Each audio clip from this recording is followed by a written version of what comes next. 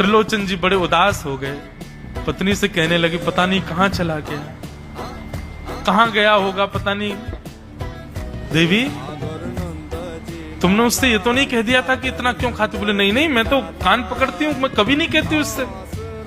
बोले किसी और से तो नहीं कहा था ना तुमने, क्योंकि उसने वचन दिया था ऐसा कहोगे तो मैं चला जाऊंगा। बोले हाँ, आज एक गलती हो गई।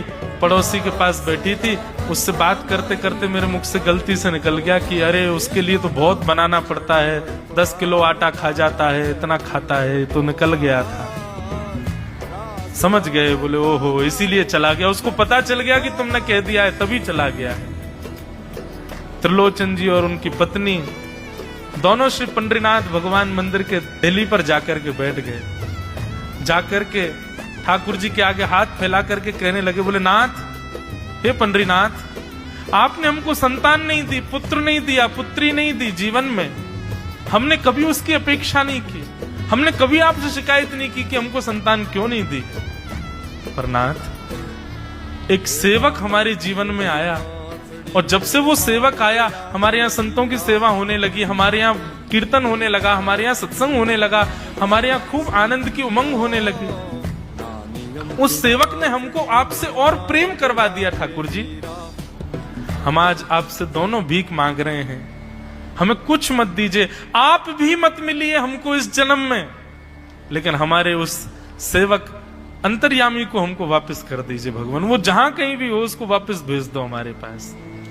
ऐसा कहकर के रुदन करने लगे, नेत्रों से आंसू गिरने लगे, चरणों में प्रणाम करके श्री पंडरीनाथ भगवान को रुदन करने लगे त्रिलोचन जी और उनकी पत्नी।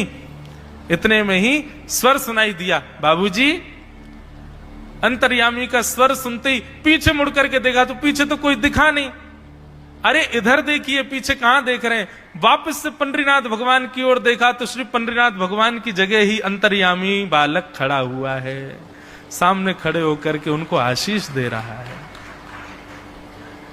त्रिलोचन जी तो भाव विह्वल हो गए। बोले कैसी कृपा नाथ आपकी।